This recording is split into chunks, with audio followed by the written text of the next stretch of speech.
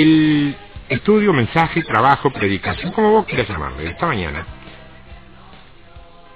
está apuntado a lo que te podría decir es un poco el reacomodamiento que cada tanto los creyentes necesitamos en nuestra vida personal, en nuestra vida de relación. Es decir, es un estudio, un desarrollo, un trabajo que está apuntado hacia tu persona, hacia tu relación con el Señor y con la comunidad que pertenece al Señor. ¿Tú sabes que un respetado hombre de Dios relata en uno de sus libros una anécdota que tiene mucho que ver con nuestro tema central de hoy? Este hombre cuenta que un día acompañaba a un médico en sus visitas a los pacientes que tenía internado en un hospital, y le llamó profundamente la atención dos preguntas que de manera repetitiva y casi automática el médico les formulaba a cada uno de los enfermos. La primera pregunta, a cuya respuesta casi no le prestaba la menor atención, dice el autor, era: ¿qué tal? ¿Cómo se siente hoy? La segunda pregunta, a la que sí le dedicaba todo su interés, era: a ver, ¿cómo está su lengua? ¿Puede mostrármela, por favor? De la larga explicación científica que su amigo le brindó, nuestro hombre sacó en claro que, efectivamente, del estado de la lengua de una persona, clínicamente, pueden detectarse un sinfín de problemas, pueden sacarse muchas conclusiones importantes y, en suma, todo lo necesario para construir un excelente diagnóstico. No te olvides que la base de un buen trabajo médico siempre parte de un diagnóstico preciso.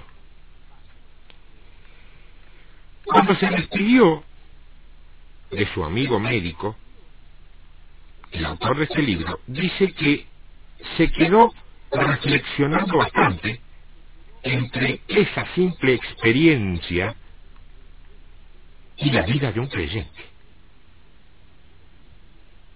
Es más que obvio que si yo me encuentro un día con vos y te pregunto cómo estás, salvo que tengamos mucha amistad y confianza, seguramente me vas a contestar que muy bien, gracias a Dios, bendecido o bendecida, que es como generalmente, como si fuera un cliché, contestamos a un saludo todos los cristianos.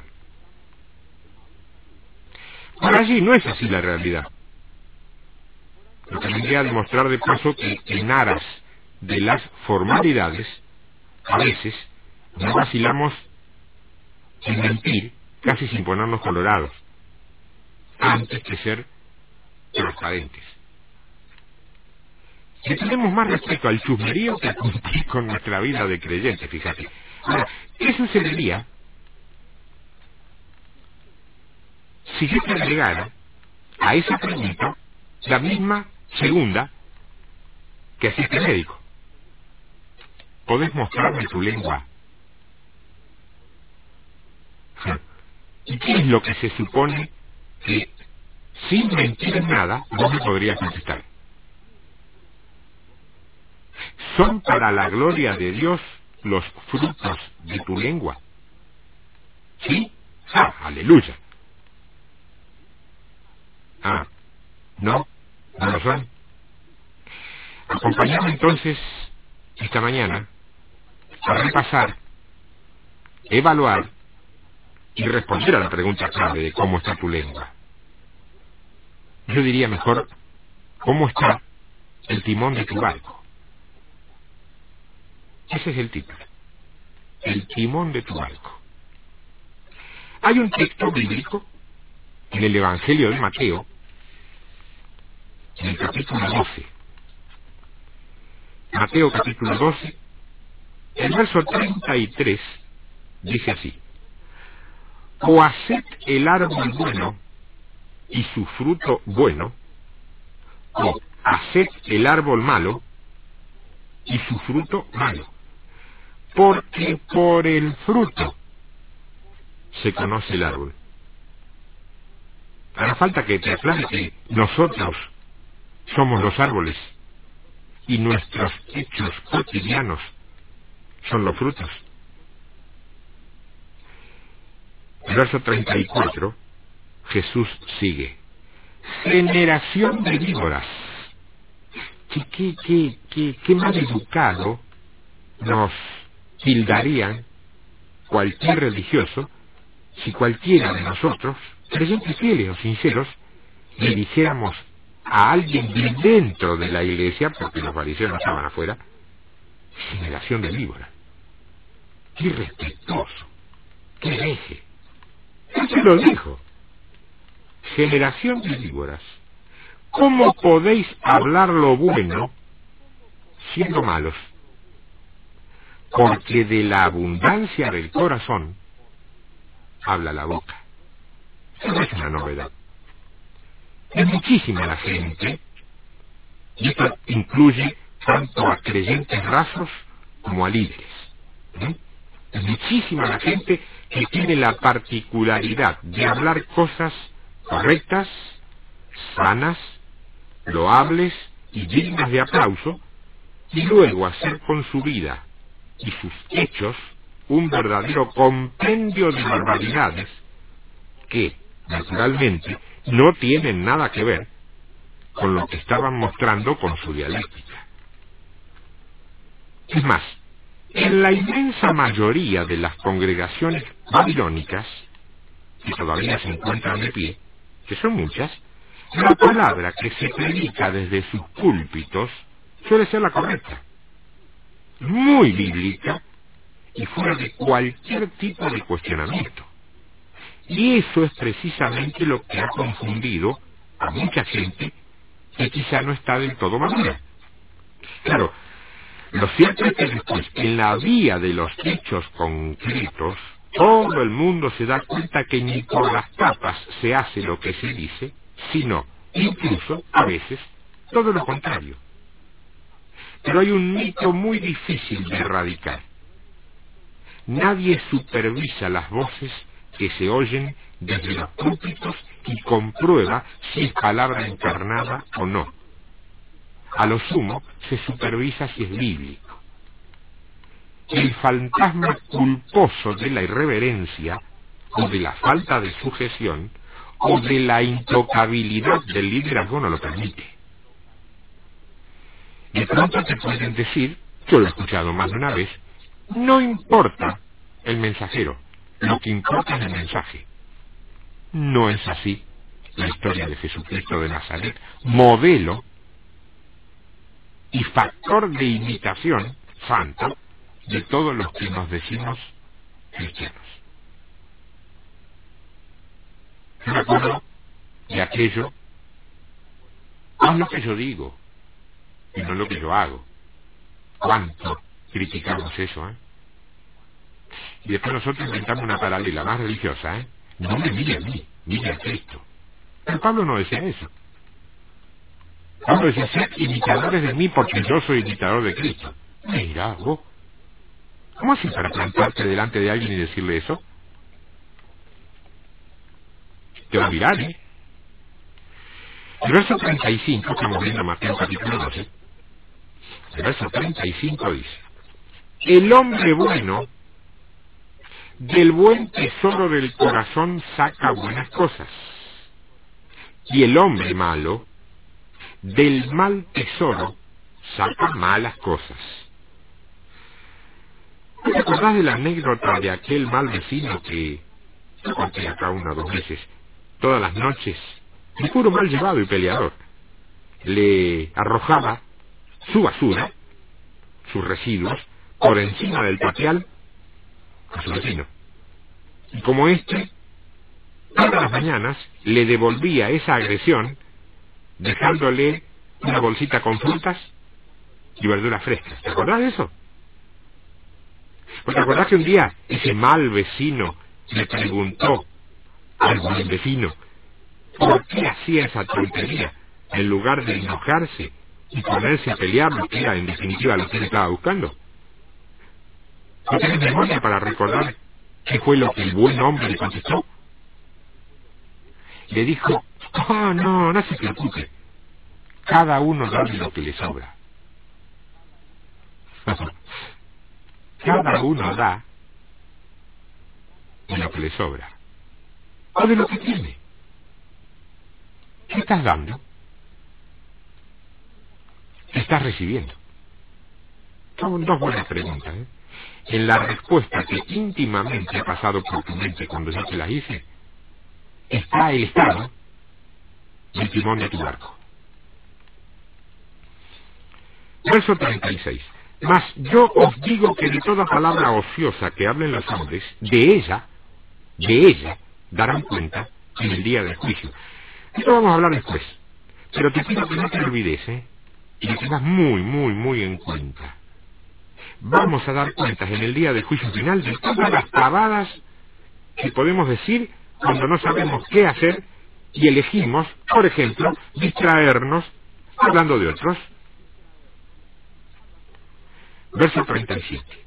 Porque por tus palabras serás justificado, y por tus palabras serás condenado. Nota la vista que Jesús, con sus palabras, establece una conexión directa entre la boca y el corazón, empleando, tal como a él le gustaba, un lenguaje parabólico. La palabra justificado, en este último verso, el 37, es la palabra dikaio. Se escribe de dedo I latina, K de kilo, A I latina otra vez y doble O, dikaio. Y significa absolver, declarar justo, demostrar ser justo o recto. Ese es dikaio. Eso es la palabra que da origen a justificar. Jesús se refiere al día del juicio como el día de la condenación o de la justificación, según las respuestas de nuestros corazones al Espíritu. Jesús aquí se refiere al corazón, que es el alma en el hebreo, como el árbol. Al corazón, el alma, como el árbol. Y a las palabras que salen de la boca, como el fruto del árbol. Y la clase de palabras que salgan de su boca indicarán la condición de su corazón. Fíjate que él dice, por ejemplo, el hombre bueno del buen tesoro de su corazón saca buenas palabras, y el hombre malo del mal tesoro saca malas palabras, palabras malas. No sé si notaste que Jesús usa la palabra bueno o buena 3 veces. Y usa la palabra malo o mala también 3 veces. Y quiere decir directamente que si el corazón, o sea el alma, que son los sentimientos, que son las emociones, y la voluntad, son buenos, entonces de esa boca van a salir palabras que son buenas. Pero si ese corazón, esa alma, es mala, entonces de esa boca saldrán palabras que son malas. Que no significa una catarata de insultos permanente de esos que nosotros llamamos mala palabra, porque palabras malas a veces pueden tener que ver incluso con el pesimismo, con la depresión, con las declaraciones derrotistas, además de la burla, la injuria, la calumnia o la murmuración. En el texto que te voy a leer ahora, Jesús se expresa en un lenguaje similar. Mira, vamos más atrás. En el Evangelio de Mateo seguimos, pero en el capítulo 7. El verso 17 del capítulo 7 de Mateo dice, 17 y 18, así, todo buen árbol da buenos frutos, pero el árbol malo da frutos malos. No puede el buen árbol dar malos frutos, no puede el buen árbol dar malos frutos, ni el árbol malo dar buenos frutos. Esto pincha varias teologías, particulares, privadas y personales.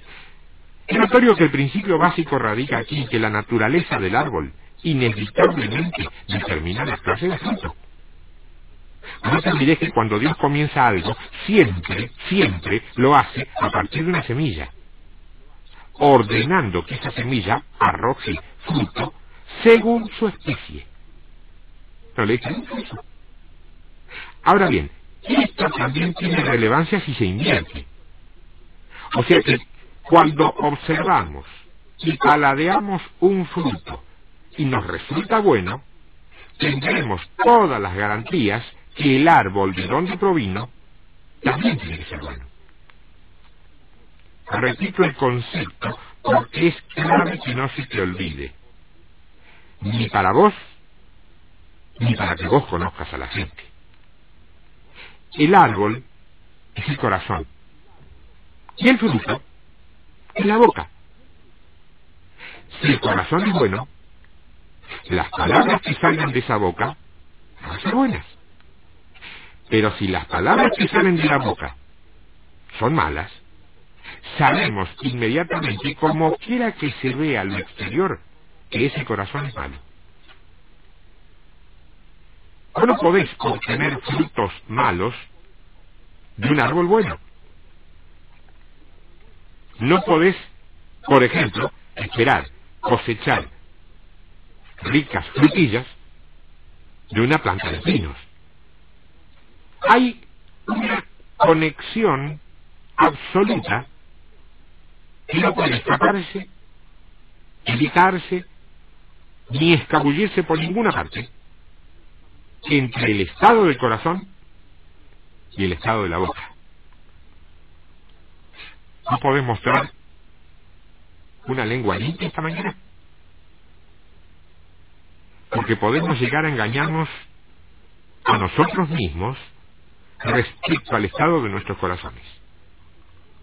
Podemos tener cualquier tipo de ideas acerca de nuestra bondad, de nuestra pureza o de nuestra justicia, pero el indicador más seguro, infalible se podría decir, es lo que sale de nuestra boca.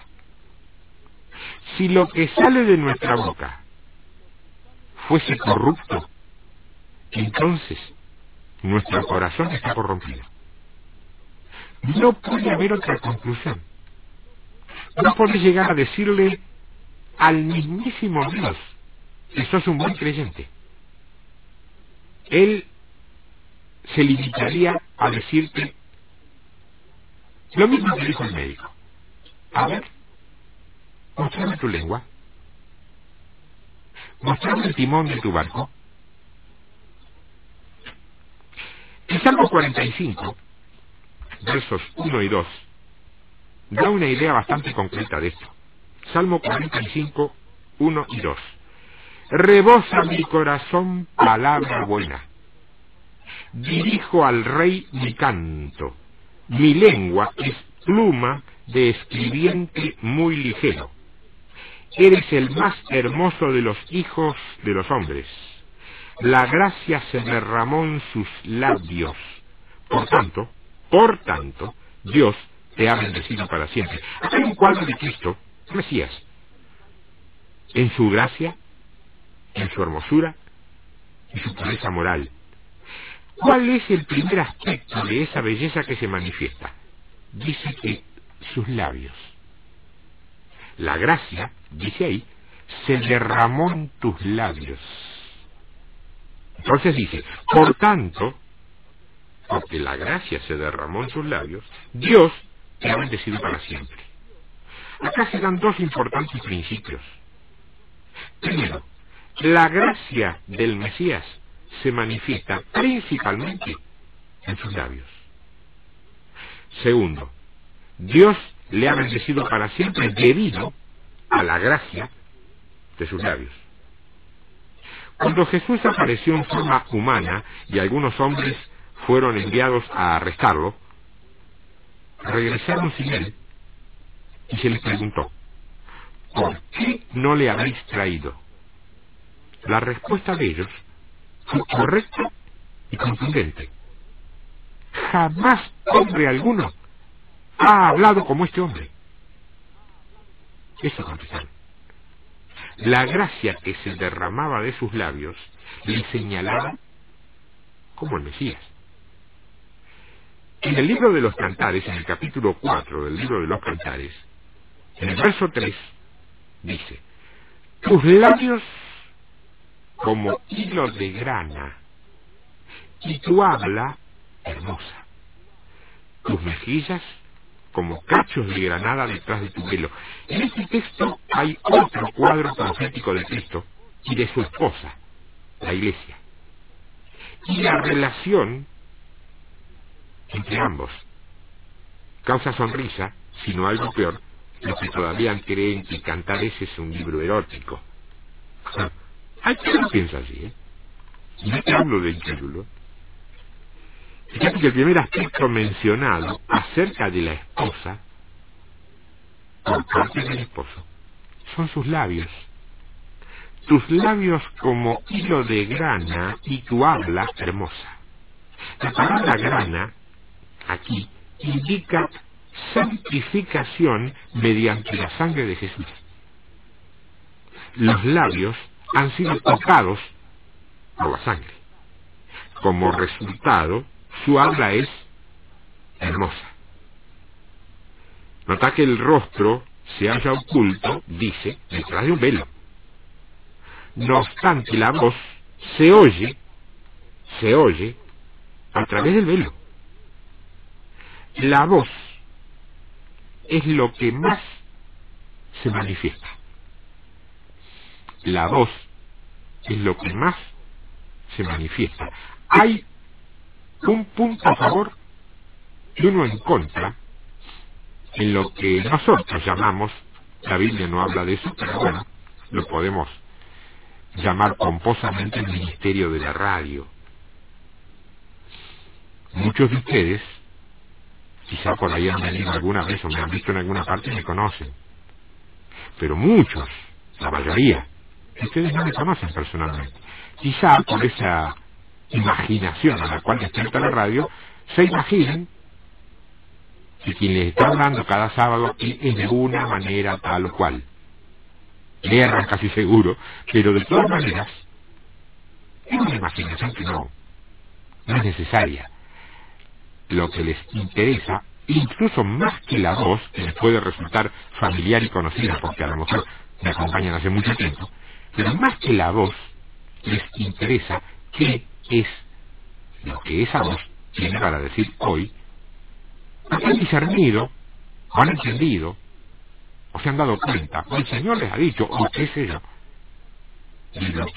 y lo que esa voz les está diciendo, en ese momento, es voz de Dios. ¿Se das cuenta de lo que te quiero decir?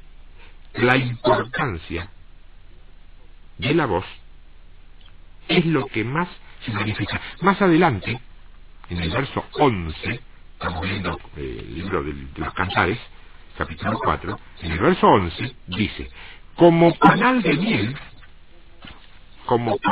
miel destilan tus labios, oh esposa. Miel y leche hay debajo de tu lengua, y el olor de tus vestidos como el olor del Líbano. Yo no entiendo cómo se puede pensar que esto está dicho a una mujer de carne y hueso, ¿no? Es tan claro que está dirigido a la iglesia, tan claro. Fíjate que las dos palabras más distintivas usadas acerca de la lengua de la esposa son miel y leche. No es casual, ¿eh? Son las mismas palabras que distinguen a la tierra prometida. Nada más que como en en el libro del Éxodo que se habla de eso, dice leche y miel. Y cuando voy a invertir las palabras, por ahí se nos escapa, no entendemos nada. Pero dice que debajo de la lengua de la esposa, la iglesia, hay miel y leche. Y en la tierra prometida hay leche y miel. O sea que la hermosura de la tierra prometida tiene que verse reflejada no solo en la esposa, sino en la lengua de la esposa. ¿Te está quedando claro lo que te digo? ¿A dónde se ve la dulzura de la miel y de la leche? En la esposa. En la esposa y, reitero especialmente, en su lengua y en sus labios. Hay una especie de fragancia asociada con estos labios hermosos que penetra el velo. Repito, la forma clara de la esposa no se ve detrás del velo. ¿Cuál es el velo? Yo lo enseñé. El velo es la carne, todavía. Pero su voz y su fragancia penetran el velo, la carne, debido a la hermosura de sus labios. Sus labios son como hilo de grana y su habla hermosa. ¿Qué quiere decir esto? Es el idioma, el léxico que usamos, todo eso juega, tiene que ver. Pero mi querida hermana, mi querido hermano, amiga o amigo que me seguís, me acompañás cada sábado, te quiero decir lo siguiente: hablar hermoso para la esposa, para la iglesia, no es la finura dialéctica. Hablar hermoso es hablar lo que Dios habla y no a lo que el hombre le parece que se debe hablar en este tiempo. De lo contrario, hoy yo no hubiese venido con un estudio llamado El timón de tu barco, ni estaríamos hablando de eso. Estaríamos hablando de corralitos, cacerolazos. ¿Eso qué? ¿Es tontería? No, no es tontería. Es importante, sí lo es. El pueblo de Dios puede sumarse, tiene libertad para todo. Pero nosotros tenemos una cacerola de mucho mayor relieve que se llama oración. ¿Te olvidaste? La oración es una manera de hablar hermoso. Hablar la palabra de Dios sin adulteración doctrinal, privada, particular o denominacional también es hablar hermoso. Yo me pregunto y te pregunto. Mejor hacete vos la pregunta. Labios como hilos de grana y habla hermosa. Pregúntate, ¿es cierto esto en mi caso? Ojo que no voy a hacer esa sutil manipulación que en más de una oportunidad he visto hacer desde el lado de adentro, meterte culpa. Cuando un mensaje te introduce culpa, no es de Dios, porque el espíritu de culpa no viene de Dios. No tenés que sentir culpa. Lo que tenés que sentir es un pinchazo de la exhortación para reacomodar tu barco y cambiarle el derrotero para que no encalle en los arrecifes que, como están debajo del agua, no los ves, pero ya va a llegar un momento que no te deja pasar. Eso es lo que trata de hacer la palabra. La exhortación es para que reacomodes tu vida. La culpa es para que te sometas, es otra cosa muy diferente. Y de eso hablaremos otro día. Pero la idea, yo no necesito que vos te sometas a mí ni a nadie humano por acá cerca. No tenés que someterte a Cristo. Eso sí. Pero sí, la exhortación que necesariamente acompaña el ministerio del maestro, necesariamente, la amonestación, la exhortación, es para que reacomodes tu vida, no para que te culpes de todo lo mal vivido. Si fuera así, no habría pecador redimido. Estaríamos todos entristecidos por el pecado que teníamos. No existe, Dios lo borró.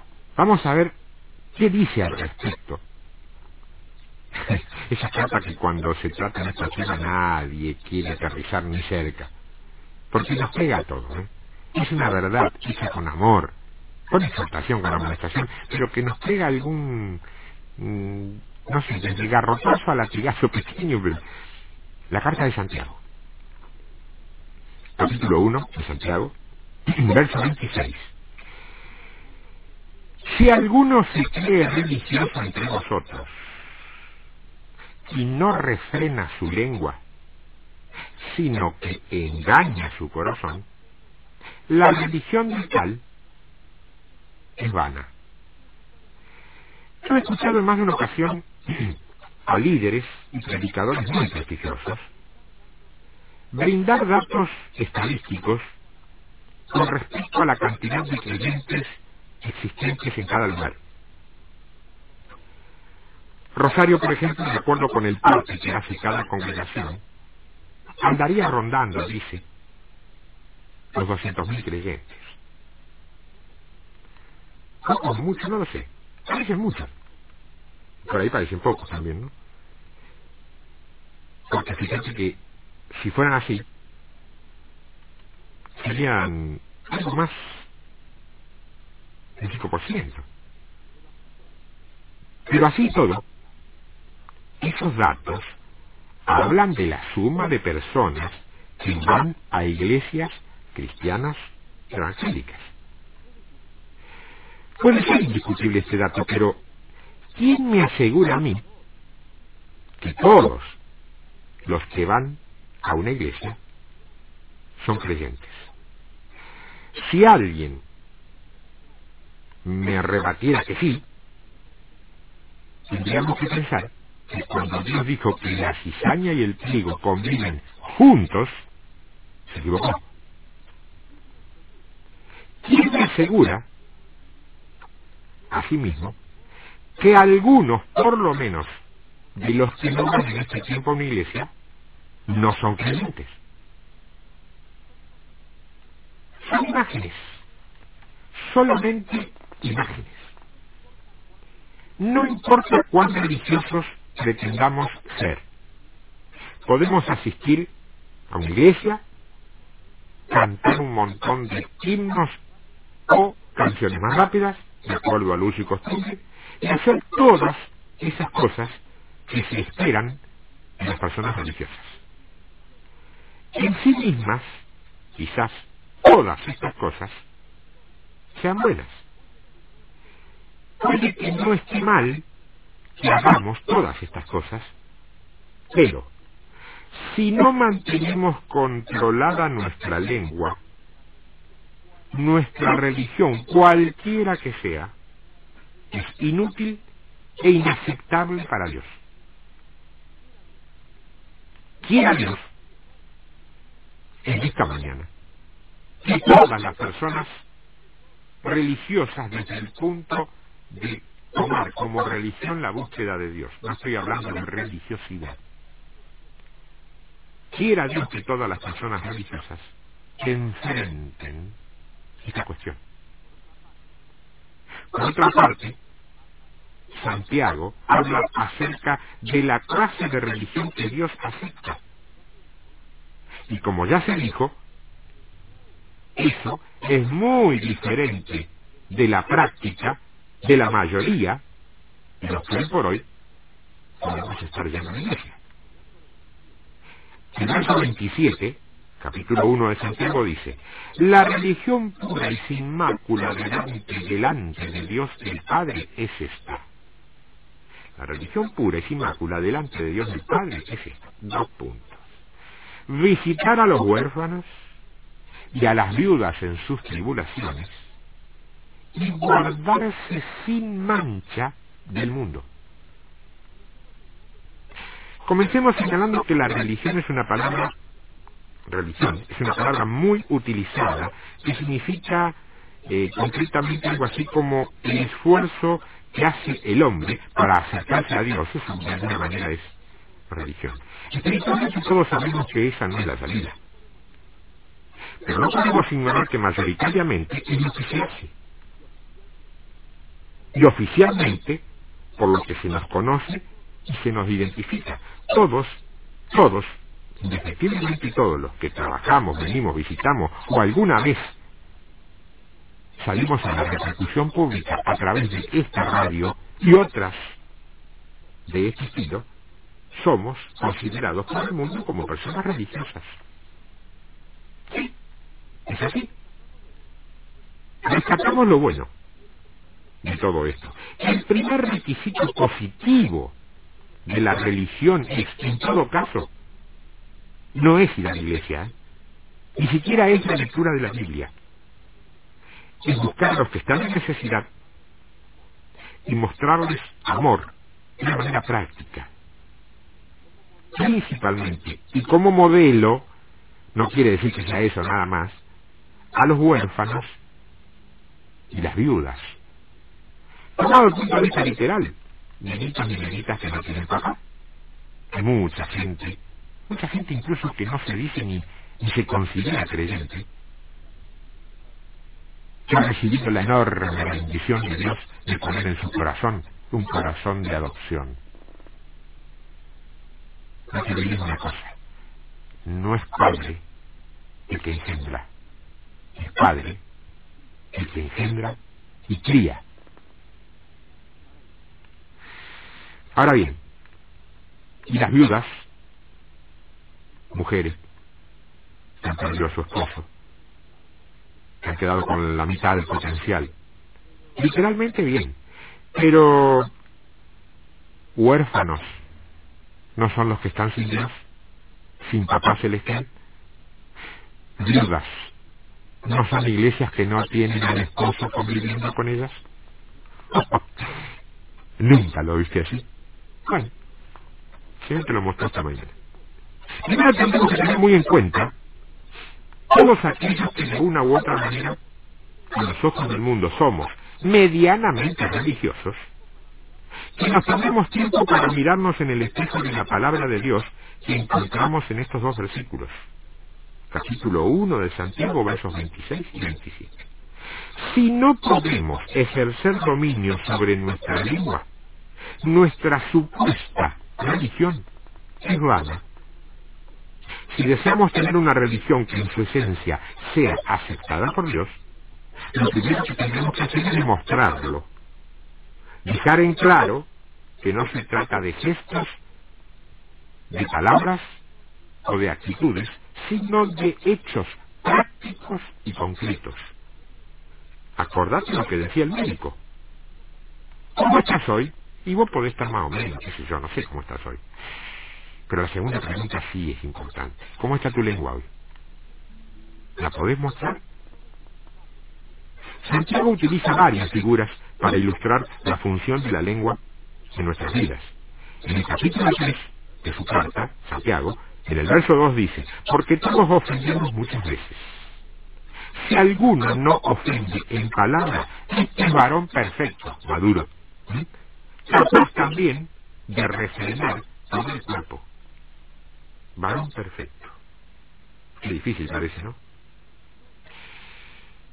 No es tan difícil, porque yo ya lo expliqué, pero lo voy a volver a explicar porque siempre hay alguien que no lo escuchó.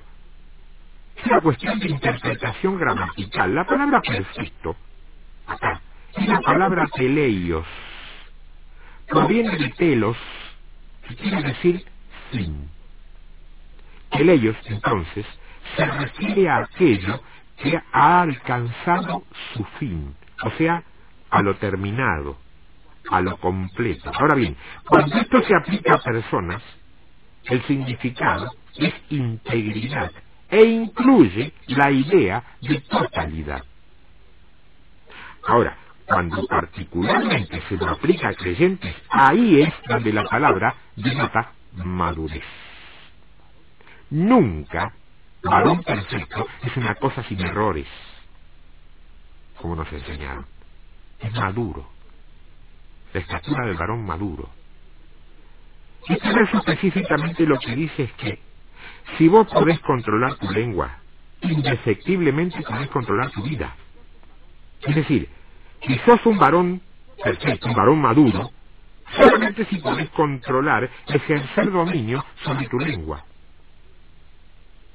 De allí en más, Santiago prosigue con el resto de este pasaje para dar algunas ilustraciones de lo que es el mundo natural.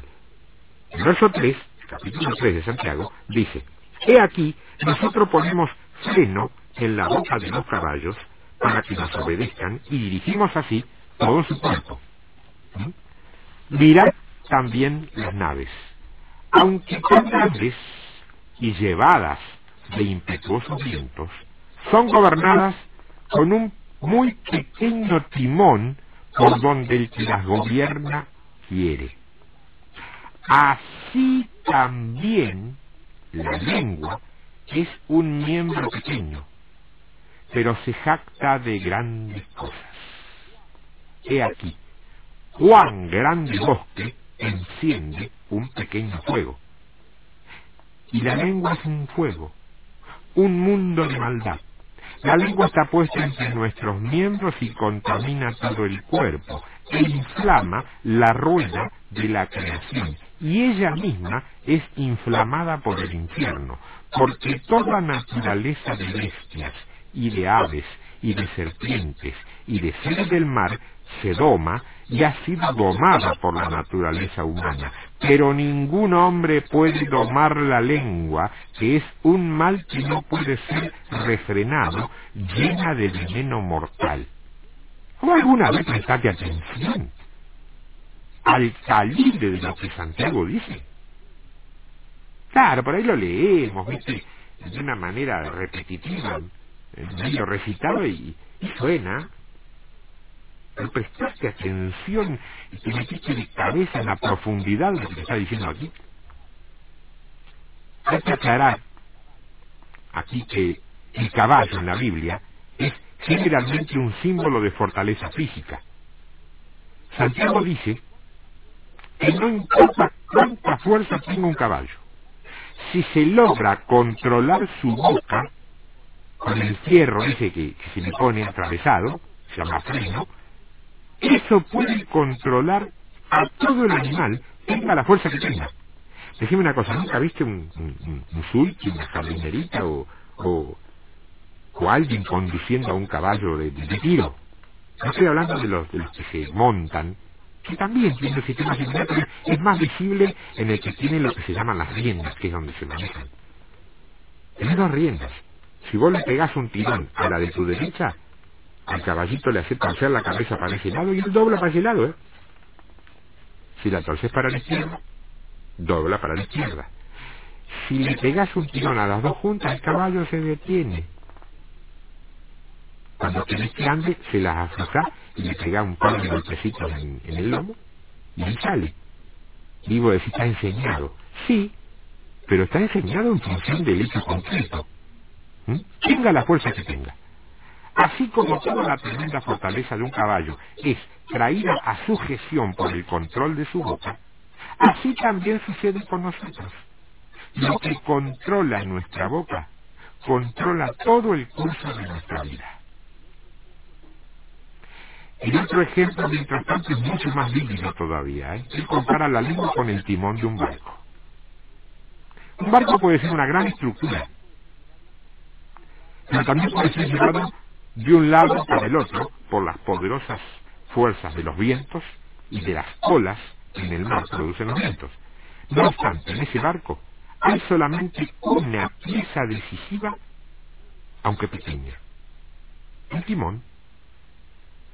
Puedes tener la calidad, el volumen y la modernización que vos quieras en tu barco. Puedes ir a vela, impulsado por vientos, o tener una fuerza nuclear como propulsora. Pero es el uso del timón lo que va a determinar definitivamente el curso que va a tomar ese barco. Si se usa el timón de una manera adecuada, el buque va a llegar seguro a su destino, a su puerto. Ahora, si no se usa como es debido, y la Biblia es un manual donde cualquier aspirante a timonel podrá aprender su utilización correcta, el barco, si no se usa como es debido, el barco estará predispuesto a naufragar, a hundirse, a llevarse por delante algo. Así es donde Santiago dice que es exactamente así en nuestras vidas, que somos nosotros como ese barco, y que el timón es nuestra lengua. Nuestras lenguas, en suma, son las que controlan el curso de nuestras vidas.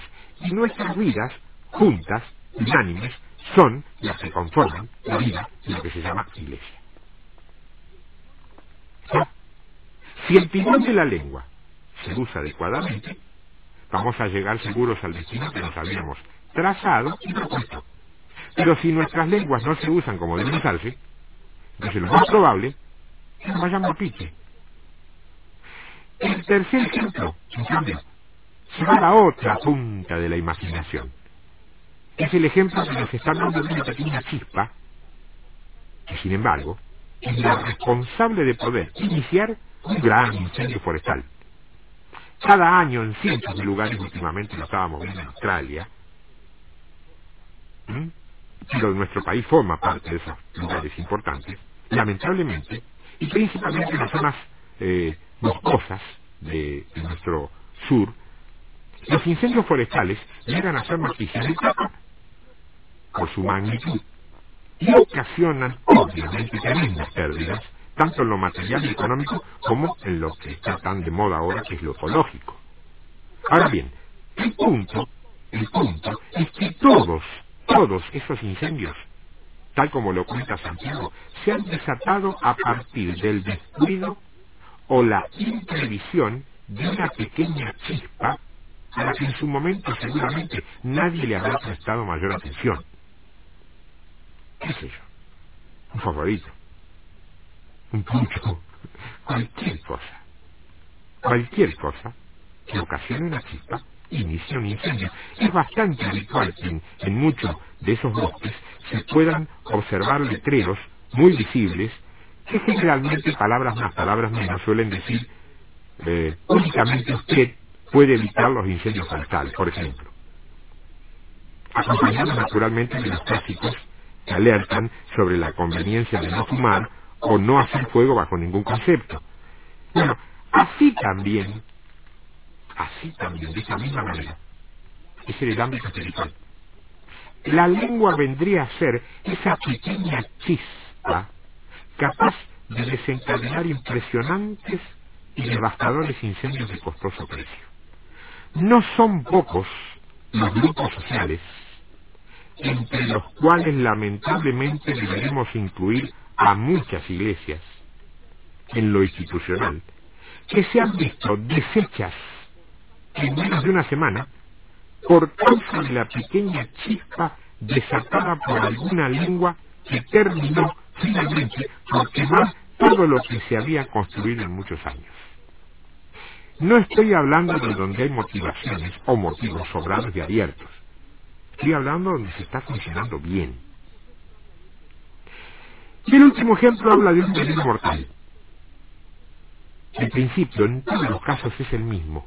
Un pequeño elemento, mínimo, imperceptible casi, sin valor alguno en lo individual, casi invisible al ojo humano, que termina por producir verdaderos estragos cuando se lo utiliza mal, o, peor, en forma malintencionada, que es más usual.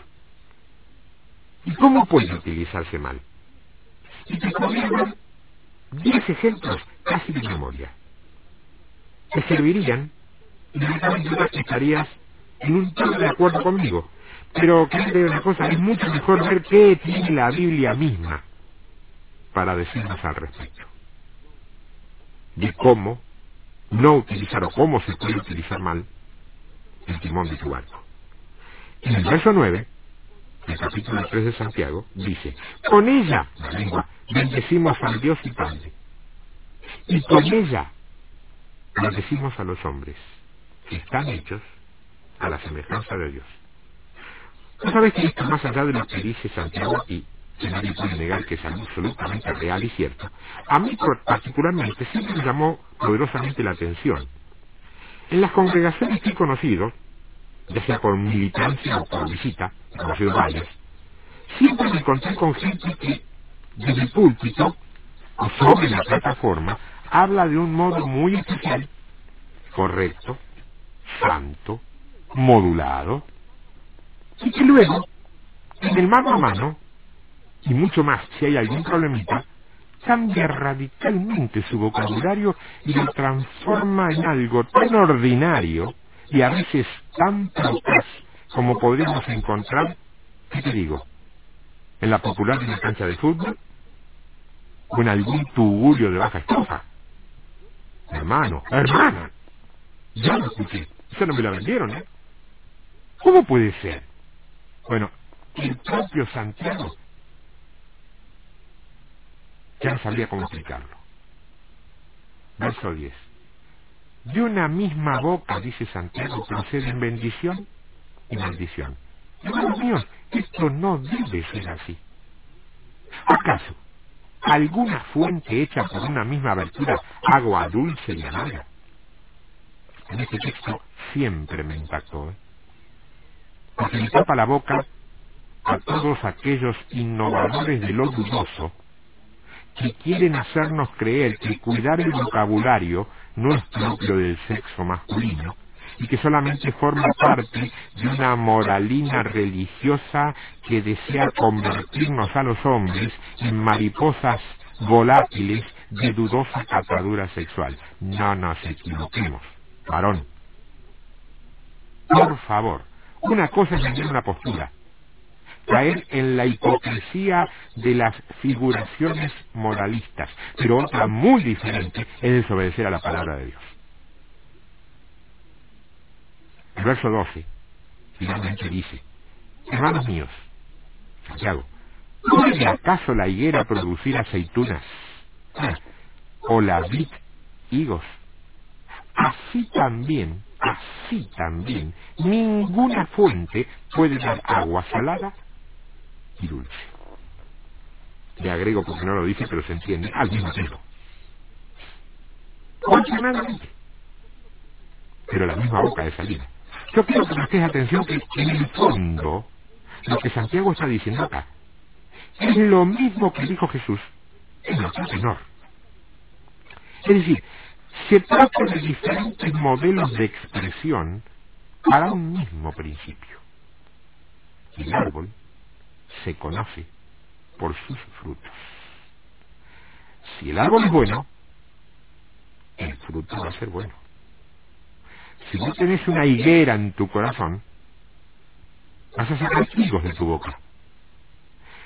Pero si tenés una vid en tu corazón, jamás vas a sacar higos de tu boca.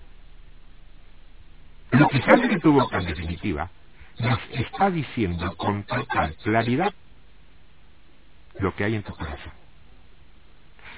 He oído a siervos muy reconocidos de Dios, de pulido y excelente léxico público, hablar en privado con una dureza y aspereza que desentona totalmente con lo otro. La pregunta es: ¿cómo está su corazón? Simple como lo evidencia su lengua. ¿Cuándo? Cuando es el mismo. Hay otra, Hermano, no se trata de hablar un vocabulario especial, un vocabulario religioso. Hablar tampoco en idioma Reina Valera, en el templo. Y después otro muy diferente y ordinario, fuera de la iglesia. No se trata de cuidarte para que no te escuche el pastor o los hermanos. Va mucho más allá de eso. Va al fondo de la cuestión. Un fondo que, fíjate, el mundo secular conoce muy bien. Es habitual que en el ambiente de la radio global se aconseje no utilizar términos groseros para hablar en la calle, porque aseguran, y es muy cierto, yo he visto miles, cientos de anécdotas en mi trabajo radial del mundo secular, es muy cierto, se corre el riesgo de que algunos de ellos se filtren al micrófono. Yo conozco un par de profesionales muy mal hablados en la vida cotidiana que más de una vez han tenido problemas porque se les filtra alguna de esas palabras al micrófono. Pero es lícito, es claro eso. Como hablas, sos. Y como sos, salís. Ahora, si te querés vender, es como la mentira. Vos podés mentir una, mañana tres para tapar esa una y así sucesivamente, pero llega un tiempo que no te va a dar la memoria para acordarte de todas las macanas que tienes que decir para tapar una que dijiste al principio. Eso, claro está, donde todavía se mantienen ciertas formas, en lo que se refiere a la radio, ¿no? En la radiofonía FM, con los programas llamados transgresores, por ejemplo, ha quedado totalmente fuera de tiempo esto. Pero yo creo que es una moda, se agota. A nadie le causa gracias ese tipo de transgresiones. Por ahí te caes por nervios. ¿Sabes cuál es ese fondo de la cuestión del que se hablaba? El fondo de la cuestión es definir qué es lo que hay en tu corazón. Y para saberlo, será suficiente con prestarle atención a tu boca. Si tu idioma es correcto, y no te estoy diciendo que hables como una señorita del siglo XVIII, mi hermano. No te estoy diciendo eso. Si tu idioma es correcto, tu corazón está recto delante de Dios. Ahora, si usás normalmente, para no desentonar en tu entorno secular, esas palabras de barra brava, tu corazón estará comandado por una barra brava. ¿Vos me entendés lo que quiero decir? Yo no sé hasta dónde, en esta mañana, el timón de tu barco ha sido sacudido.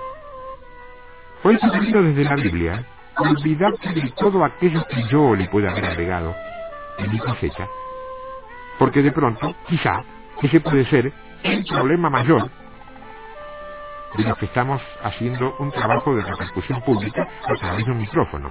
La lengua. Pero si no va y decimos con la mejor intención dos barbaridades que están más allá de la palabra y nosotros no podemos agregarle nada a lo que yo digo. Sí refrescarlo, ampliarlo, profundizarlo, pasarlo en un criollo básico para que nadie diga no entendí. Pero no podemos agregarle ni una hoja a la Biblia, mucho menos sacarle. ¿Cómo fue esto? ¿Qué les dijo? Bueno, dale gracias al Señor. Dale gracias a Dios, que saca un inútil de donde pueda y lo usa para que te bendiga. Para que cambies, no para que digas qué bueno, qué lindo, qué bárbaro. Para que cambies. Para que lo aceptes. Sí, Señor, mi lengua no está bien. Para que lo creas, bien, lo voy a creer, porque si cambia mi lengua, cambia mi vida. Y después para que lo ponga por obra, Ya sé que no es fácil. ¿Y quién te dijo que el Evangelio es fácil? ¿Te vendieron un Evangelio fácil? Te vendieron un Evangelio adulterado. Mirá la vida de Jesús. Fue fácil, cómoda. ¿Y nosotros qué somos? Seguidores. Eso dice el mundo. Imitadores. Eso dice Pablo. ¿Qué sos? Bueno, en función de lo que sos. En función de cómo está tu corazón. El examen es rápido. Si te quiere bendición, Él te bendiga. Agarra fuerte con tus dos manos y con toda tu sabiduría. No importa la tormenta que tengas alrededor. Agarra fuerte el timón de tu barco. Eso va a ser lo único que va a determinar que tu barco no se vaya a pique antes del tiempo. ¿No me entendés?